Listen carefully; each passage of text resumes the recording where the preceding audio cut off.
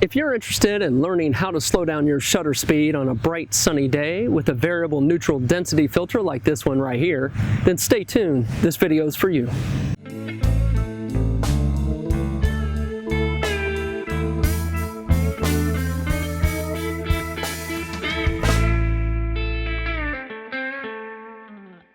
I've received a lot of questions regarding how to slow down your shutter speed on a bright sunny day. Now, like I do with my other videos, I want to start off by level setting. I haven't put a video out in a little while, and it's mainly because I've been waiting for a nice day to shoot this particular video. Now, where I live in the world, we've had a lot of cloudy skies and rainy days, and this is really the first day that I've had time to get out here and create this video. We have a lot of sun today, and we do have some clouds in the skies, but that's going to be okay. Now, a few months ago, I was in the hills of West Virginia, and I was shooting some waterfalls, and I did so without a neutral density filter. Now, it was really cloudy that day, and I was able to close the aperture down, set the ISO to 100, and really try to slow that shutter speed down naturally to grab that water flowing over the falls. And if you haven't seen that video, I'll post a link in the description below because it might help you out. But if you find yourself on a nice sunny day and you want to slow that shutter down, you're going to need something like this, which is a neutral density filter. Now, there are two different classifications. There's static and dynamic. Static is, as you might imagine, it's a set density to the filter, and they range anywhere from an ND2 all the way up to maybe an ND32 or 36, something like that. But what it basically means is if you want to adjust the density of that filter, you have to take one filter off and put another one on. Now, the variable filters that are out there, or the dynamics, are this one right here. The outer bezel will rotate, and this allows you to adjust the density of the filter itself, which basically means you do not have to swap the filters out. Now, this one right here will range anywhere, I think it's from an ND2 to an ND32. This is made by Canon Concepts. I'm going to post a link in the description below as to where you can get this from. Now, what intrigues me about this particular filter is this. When you use a variable or dynamic filter and you go to the maximum setting and sometimes just past it, you might get an X-shaped shadow on your image. And it's kind of soft, but what Canon Concepts is claiming is that you will not get the X-shaped shadow on this particular filter right here. So we're definitely going to put this to the test. Now, something I want to mention to you is that if you go to order this filter up, it's going to ask you for your filter size for your given lens. Now, the camera that we're going to use today is right here. This is the Nikon D3400, but I want you to understand it really doesn't matter what camera you're using or what lens you're using. What's important for you to understand is this filter size. Now, the filter size for the lens that's attached to this camera, and this is the 18 to 55 kit lens, this has a filter size of 52 millimeters. Now, what I like to do is when I order up filters like this variable neutral density filter is I like to order large because I have other lenses and I'd like to take advantage of the filter on all those lenses. So when you go to order up any filter for your given lens, you might initially think, hey, I'm just going to go up and I'm going to order the size that fits my lens. And you might go out there and say, well, I'm going to order a 52 millimeter filter. Well, in this case, this is a 77, and the reason I do this again is so I can use it on other lenses. Now, you might be asking yourself, well, if you got a 77, then how do we fit it to a 52? Well, we're going to use something like this. These are stepping rings. Now, with stepping rings, again, these are made by Canon Concepts as well, and I'll post a link below. But you can step up and you can step down. Now, stepping up is not a problem, but when you step down, you'll get a lot of vignetting. So this particular kit has both rings to go up and down, but I typically just use the up. So in this case, I have a 52 on the bottom right here, which will fit our lens, and it goes all the way up to a 77, and it's actually written on the side. So these are just different rings, and I have about 4 or 5 right here that'll get me all the way up to fit this particular filter. And the way this works is I just screw the filter on the outer ring like this right here, and we're good to go. Now I take this and screw it onto our lens, which is going to go just like this right here. And that's it. And this is the way it looks a little funny, right? But it works very, very well. So what we're going to do here is I'm going to show you the settings that I'm going to use on this particular camera as we go to take some of these long shuttered exposures with this variable filter on the end. We're going to do some demo work. Now, I don't know if I'm going to get a lot of shots because I don't live around waterfalls, but I live around creeks and streams, so I'll see if I can get some waterscapes, water flowing over rocks and logs and things like that. We'll just see what we can find. But I want you to understand the concept and the principle here, and that's really what we're going to dive into. And when we're done with the demos, I'll finish up with a few final thoughts. So with all that said, just go ahead and jump right in. I made my way down to a nearby creek, so it's a little loud down here, and we also have some wind blowing. The water's flowing nice, and in front of me is a bridge with some cars going over, so I apologize for any excessive noise. There's a few things I want to cover before we jump into the back of this camera. To begin with, you're going to want a steady surface of some sort. Now, I would recommend a tripod. I have my Sony tripod right here. If you follow me at all, you'll know I've used this tripod for quite a bit, and I enjoy it. I'll post a link in the description below if you're interested, and I also have my Joby DSLR Gorilla Pod right here. Now I really like this because the legs are flexible. You can wrap it around anything, and it's just convenient and nice to have. Just know you're going to need a steady surface of some sort because we're trying to slow the shutter down. Now something else to consider is this: you do not want to introduce shake to the camera, and a lot of cameras will have a remote trigger of some sort. Now this Nikon D3400 has an IR sensor built into the handle here, but most cameras out there have a self-timer of some sort, and that's what I'm going to use today, is the built-in 2-second self-timer. Just know that you don't want to introduce shake to the camera, and that's just something to consider. Now the other thing to understand here is that on the front of this, as we have the neutral density filter, when you have your eye up to the eyepiece right here, the camera is going to expose the scene correctly. But when you take your eye away from the viewfinder, light will travel through the viewfinder and it can skew the camera's ability to properly expose for the scene. Now I'm going to show you what that means here in just a minute as we go to demo this water behind me. But what do you do to combat that? Well, when you take your eye away from the viewfinder, you can cover the viewfinder simply by holding your hand over it, or just use a little cloth of some sort. This is just a lens cleaner that I have, and sometimes I'll just cover it up like that right there, and then that will properly expose for the given scene. Now, like I do with some of my other demos, in the upper left-hand corner of all my images, I'm going to put that juicy metadata. That's going to allow you to see that the settings that I set on this camera, or the camera set, if you will, what was being used to grab that particular image. Now, I'm going to shoot in RAW. That means I'm going to do some post-processing. I'll try to keep it to a minimum, though, in Lightroom, and that will allow me to export to JPEG and get it in the videos. And I'll probably shoot in aperture priority. So I think that's about it of what I want to discuss. We're going to jump into the back of the camera. Start off by ensuring that the camera is in aperture priority. Now you can use shutter if you want, but for me, I'm going to ensure that I'm in aperture priority, which means I'm going to be sitting on the A right here on the dial. As we look at the back of the camera, you can see that the ISO is set to 100, and we want to also ensure that we disable the auto ISO. Now in this particular camera, I'm just going to go into the menu setting right here. I'm going to go to the shooting menu, and you can see over to the right hand side I have ISO sensitivity settings. I'm going to click on that, and you can see that the ISO is set to 100. I'm going to come down here and ensure that the auto ISO sensitivity control is turned off. Now regardless of the camera you have, just ensure that you have disabled the auto ISO and you are set to 100 or the lowest possible setting. That will ensure the best image quality we can get from the camera. Let's go back to the back of the camera, and you can see right next to our ISO in the middle is the aperture setting. We're at an f10 right now, and the camera is automatically controlling the shutter speed because we are in aperture priority.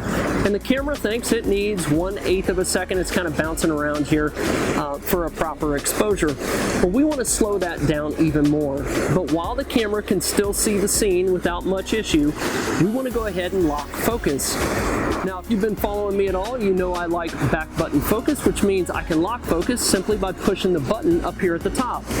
Now, I created a video on this particular feature, and I'll post a link below. I actually did so a while back, and I did it for Nikon and Canon, so I'll post both links. In case you're not familiar with it, I find it very helpful, and I've been using it for years. I really like it. So nonetheless, what I would do is put my eye to the eyepiece right here and go ahead and lock my focus down. I'm going to go ahead and push this button and simulate the lock focus. So there we are. Now the focus is locked on the scene in front of us. But now we want to slow that shutter down. So there's two modifications we're going to make. Since we're in aperture priority, the first thing we want to do is close down our aperture. So you can see it's at f10 right now. I'm just going to rotate the dial here and keep an eye on the shutter speed and watch it slow down as I close the aperture down. There's f11, 13, 14, 16, 18. I'm going to max this out. I maxed out at an f25. Now you can see that the camera believes it needs a 1 second shutter speed to gain a proper exposure. And that's pretty good, but we want to slow that down even more. So what I'm going to do is reach around to the front of the bezel on this variable neutral density filter, and I'm just going to ensure that we are maxed out on it. That means I'm going to turn it all the way to the right, and as I do, you can see there's 2 seconds.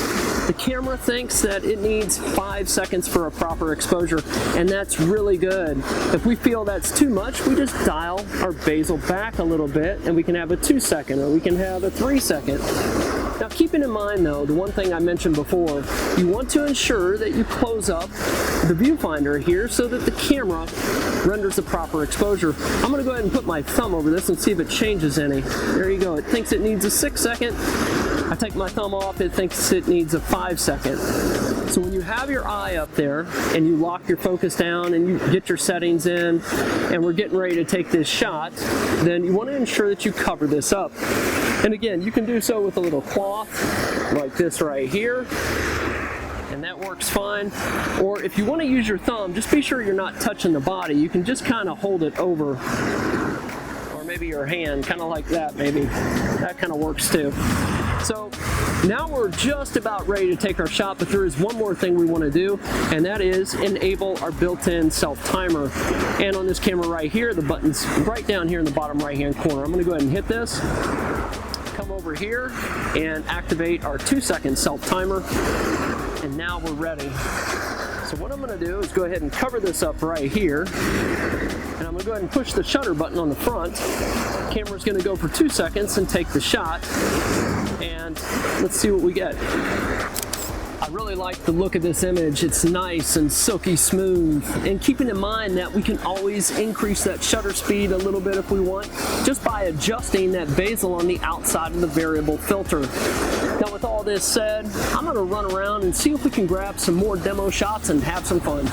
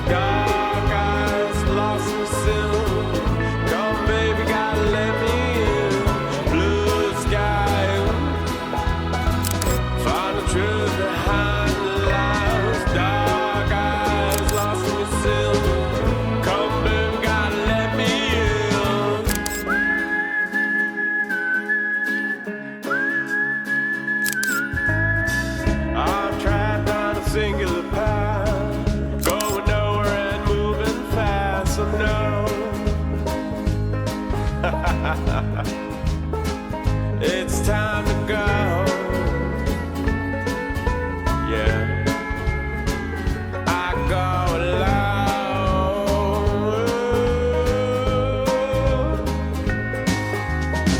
They say body doesn't fall very fast. Moon fall, no looking back, oh no. These boots find the road.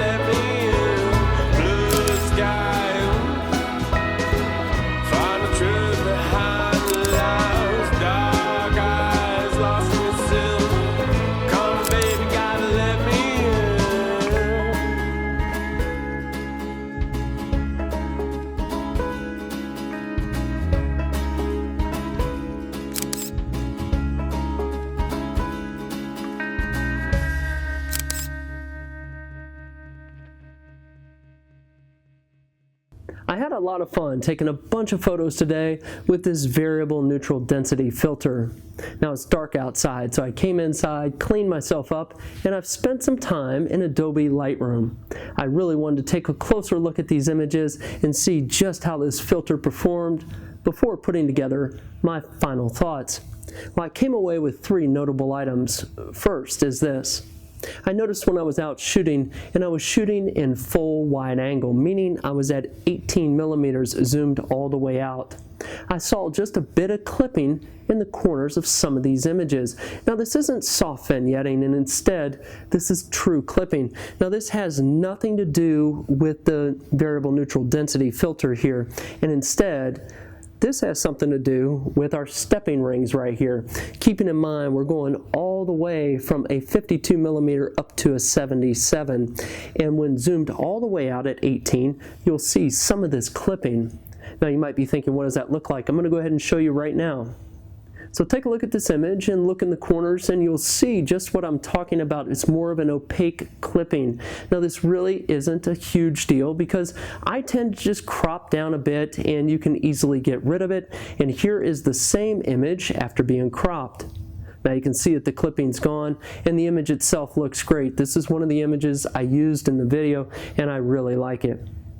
Now again, for me, it's not a big deal at all. It's just something I want you to be aware of, and I didn't notice any of the clipping when I was around 21 or 22 millimeters, so it's not a big deal. And it's under a very unique situation where, again, you're going from that 52 mil all the way up to the 77, and you're zoomed all the way out at 18 mils. So not a huge deal, just want you to be aware of it. The second notable is this. I noticed that when I was outside and I was in full sunlight, I noticed that when I tried to use the maximum setting on the variable neutral density filter here, I was able to go all the way down to an ND of 32, but keeping in mind that that still may not be dark enough. And in my case, I was able to slow that shutter down to maybe 1.5 seconds to 2 seconds. Now, if you have rapid water, that's not a problem. You can still get the flow, and I was able to do that. Now, a majority of these shots were back in the woods where I had some shade, and I had no problem at all in getting down to 6, 7, 8 seconds when set at the maximum setting here. But just know that if you're out and it's full-on sun, the slowest you're probably going to be able to get might be just 1 second or 2. Well, what do you do to combat that? Well, right here is a static neutral density filter, and you can actually attach one filter to the other, and on the outer ring right here you have threads, so that's what makes it possible, and it works really well. Just know that if you're going to use a static neutral density filter, it should go on first with your variable filter on the outside, because it will still allow you to control the density of the overall shot. So it's just something to think about. Now, the third thing I want to mention is this. K&F Concepts claims that when set to the maximum setting, that this variable neutral density filter will not result in an X-shaped shadow on some images. Now, this is something other photographers have talked about, and I've noticed it myself with other variable neutral density filters, and I'm happy to say that I don't see any of that with this particular filter here. Now, I attribute that to the fact that K&F Concepts they put in a force stop on this filter, and what I mean by that is when you set to the maximum setting, it will not allow you to go past it. Now, I've used other variable neutral density filters where you can swing past the maximum setting, and when you do that, you'll get that X-shaped shadow, but in this case, there's a force stop, and it prevents you from doing that. So I think that that's what's going on here, and that's the reason why we don't see the X-shaped shadow. So hats off to K&F Concepts for including that in this filter. I really like this filter, and it's going to stay in my bag. It's relatively lightweight, it's thin, and it's used to grab some of those awesome silky smoothie shots of when that water's going over rocks and things like that. It's great around waterfalls, so if you're interested in those kinds of shots, you really ought to consider this filter. And again, I'm going to put a link in the description below. Now, if you haven't done so, I'm on Instagram, and I'm going to post a link in the description below as well as to where you can find me. So if you want to hang out over there, go ahead and follow me, and we'll just share some images, have some fun, and all that good stuff. Now, if you like this video, be sure to give it a thumbs up. And if you haven't done so, subscribe to the channel. It's called Real World. More often than not, I post videos about photography and technology, but you never know. So until the next video, take care of yourself and be safe.